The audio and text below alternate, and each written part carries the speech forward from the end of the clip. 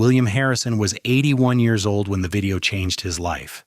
He hadn't asked for it, hadn't wanted it. His grandson Tommy had filmed it without permission, posted it without asking.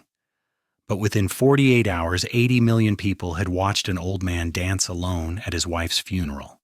The comments were all variations of the same sentiment. This is what real love looks like.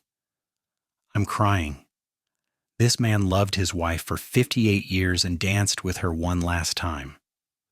What none of them knew was the story behind that dance, the 58 years that led to that moment. The decade of Parkinson's disease that stole Dorothy's voice, her movement, her memory. The 3,650 days Bill spent visiting a wife who no longer knew his name. When the producer from The Late Show called, Bill almost said no. He'd never wanted attention. The funeral dance was private, or it was supposed to be.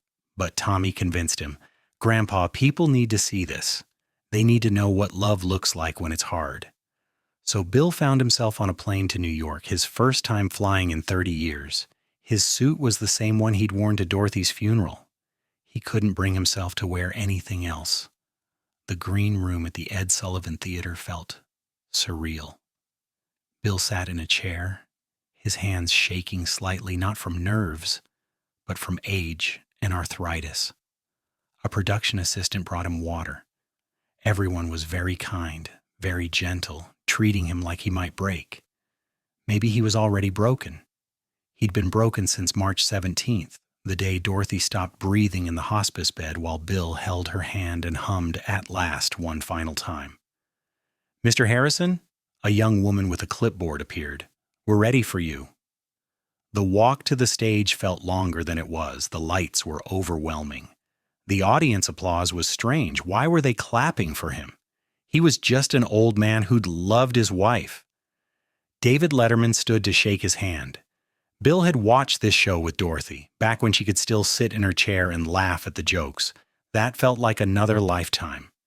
"Bill, thank you for being here," David said, his voice warm and sincere.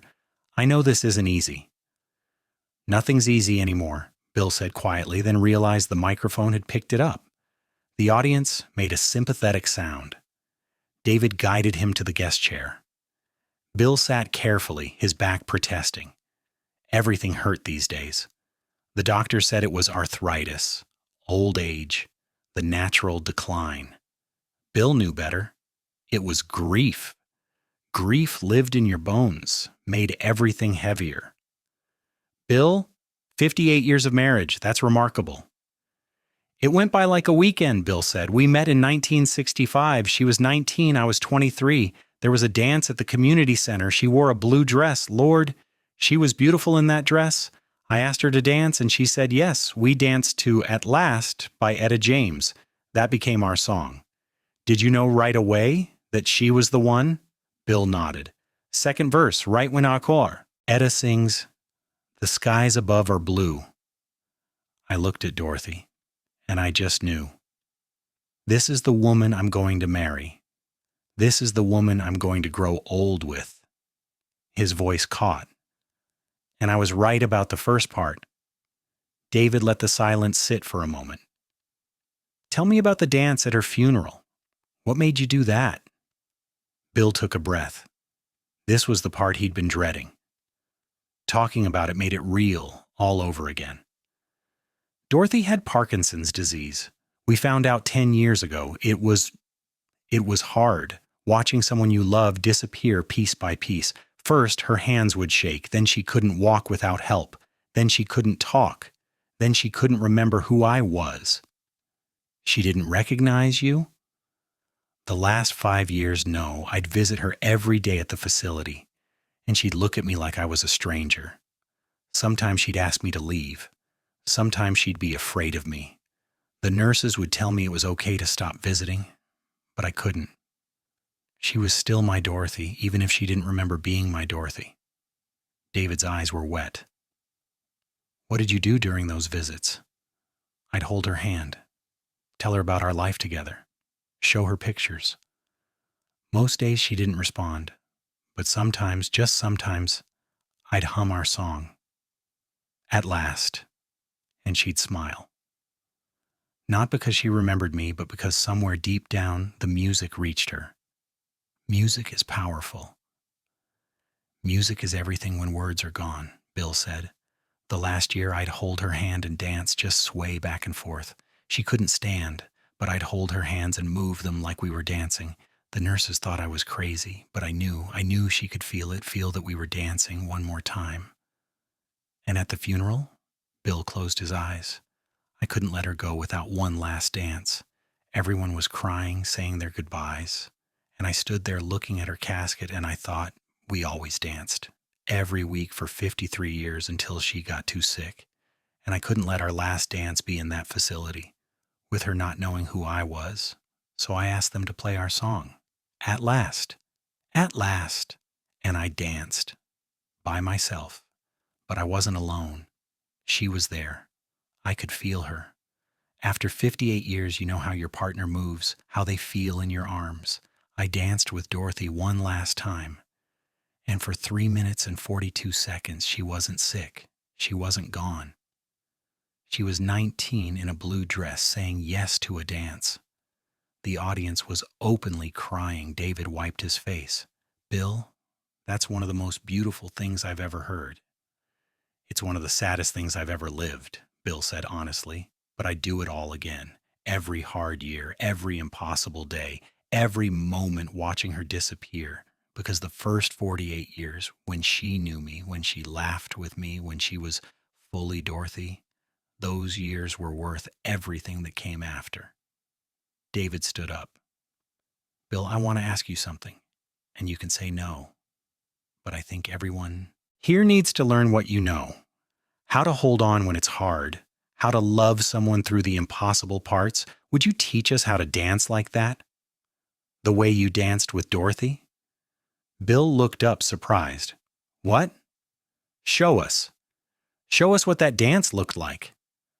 Bill started to protest, but then he saw the audience, hundreds of faces, all of them understanding something about loss, about love, about holding on. He thought about Dorothy. What would she want? She'd want him to dance. Okay, Bill said quietly. Okay. Paul Schaffer and the band began playing. Not the upbeat version of At Last, a slower, more tender arrangement, just piano and a gentle bass line. Etta James's voice would come from the speakers, but softer, reverent. Bill stood slowly, his knees protesting. He walked to the center of the stage, and for a moment he just stood there. Then he raised his arms, positioned them as if holding someone. His left hand up, as if holding Dorothy's hand, his right arm curved, as if around her waist, and he began to dance. It was slow, gentle, just a simple sway, a box step that any couple might do at a wedding or an anniversary party, but the way Bill moved, his eyes closed, his face peaceful, made it clear he wasn't dancing alone. At last, my love has come along. Bill hummed along with the lyrics, his voice thin and wavering but present. In his arms, he held 58 years of memories. The first dance, the wedding dance, the dances in the kitchen while dinner cooked, the dances at their children's weddings, the dances in the facility when Dorothy could barely move but could still feel the rhythm. My lonely days are over, and life is like a song. The camera caught everything. The way Bill's thumb moved as if rubbing the back of a hand that wasn't there. The way he shifted his weight, making room for a partner only he could feel. The way his lips moved, whispering words the microphones couldn't catch. David Letterman, standing at the edge of the stage, felt something break open in his chest. This wasn't entertainment. This was witness. This was being allowed to see love in its purest, most devastating form. At last, the skies above are blue. Bill's voice cracked on that line. The skies weren't blue anymore. Everything was gray without her. But in this moment, in this dance, he could pretend. He could feel her in his arms one more time. My heart was wrapped up in clover the night I looked at you. The song was reaching its crescendo. Bill's movements became smaller, more intimate. He pulled his invisible partner closer, rested his cheek where her head would be, and he cried. Silently, tears streaming down his weathered face, he cried while he danced. The audience sat in absolute silence. Some were crying, others sat with hands over their hearts. No one moved. No one wanted to disturb this sacred moment. David walked onto the stage slowly, carefully, not wanting to intrude, but feeling pulled by something he couldn't name. He stood a few feet from Bill and spoke softly. "Bill, Dorothy is here, right now, in this studio, dancing with you. Can you feel her?" Bill nodded, eyes still closed. "Every day," he whispered. "I feel her every day. In the morning when I wake up and reach for her side of the bed, when I make coffee and pour 2 cups out of habit, when I hear our song on the radio, she's everywhere and nowhere, and it's killing me and keeping me alive at the same time." "What would she say to you right now if she could?" Bill opened his eyes, but he didn't stop moving. "She'd tell me to stop being sad.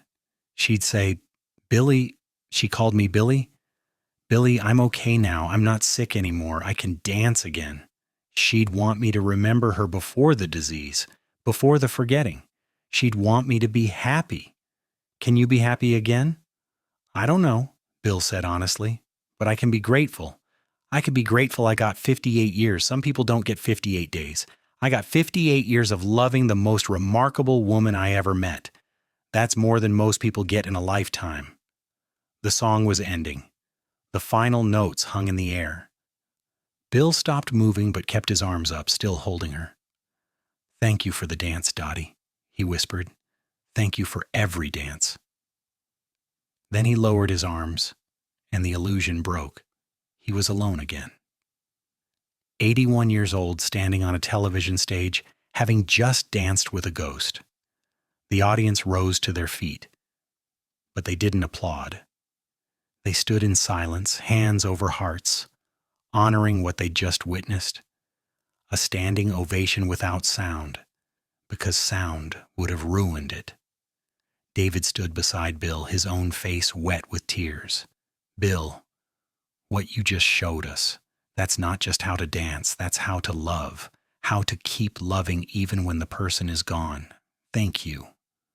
Bill nodded, exhausted. The dance had taken everything he had. "Can I sit down now?" "Of course." David helped him back to the guest chair.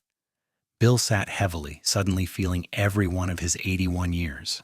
After the commercial break, David asked, "What do you do now? How do you fill your days?"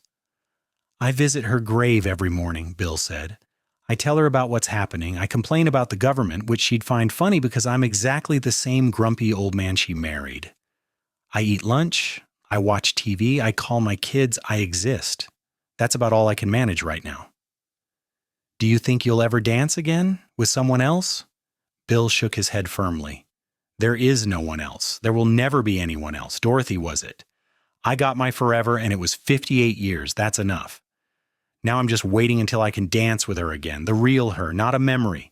The real Dorothy." The audience made a collective sound of heartbreak and understanding. 3 months after the episode aired, Bill returned to The Late Show for a follow-up. He looked different. Not happier exactly, but lighter somehow. "Bill, how have the last 3 months been?" David asked. "Strange," Bill admitted. "After the show, I got thousands of letters, people telling me about their own lost loves, people thanking me for showing them how to grieve. It was overwhelming." "Did it help? Knowing you weren't alone?" "It did, actually. I started going to a grief support group, met other widowers. We get coffee every week. We talk about our wives. We remember them together. It helps, having people who understand." "And the dancing?" Bill smiled slightly. "I went to the senior center. They have a dance every Friday night. I didn't think I could do it, dance without her, but I went.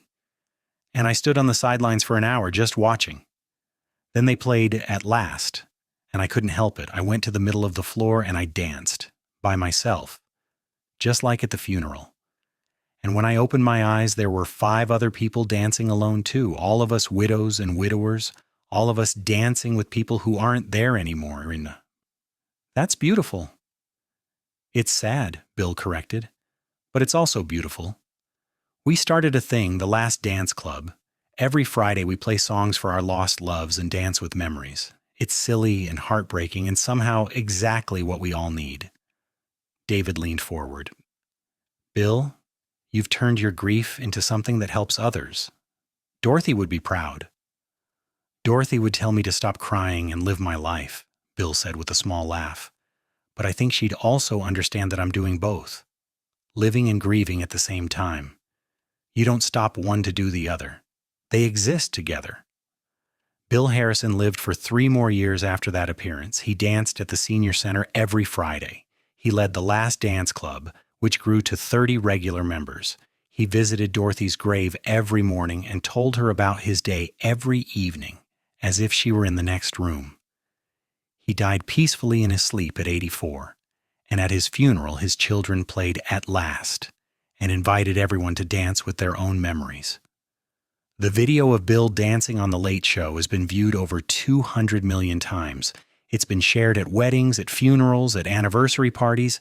It's been used in grief counseling sessions and end-of-life care facilities. But the people who knew Bill don't remember him for the video. They remember him for showing up every Friday, arms outstretched, dancing with a woman only he could see. They remember him proving that love doesn't end when someone dies. It just changes form. It becomes a dance you do alone, but never lonely, because you're always held by the memory of arms that once held you back. Bill taught the world what it means to keep loving after loss, to honor what was by refusing to forget, to dance even when the music hurts to hear because the alternative, silence, is unbearable. On his headstone, his children had engraved, "Still dancing with Dorothy." And somewhere, in whatever comes after this life, an 81-year-old man and his 19-year-old bride are dancing to At Last.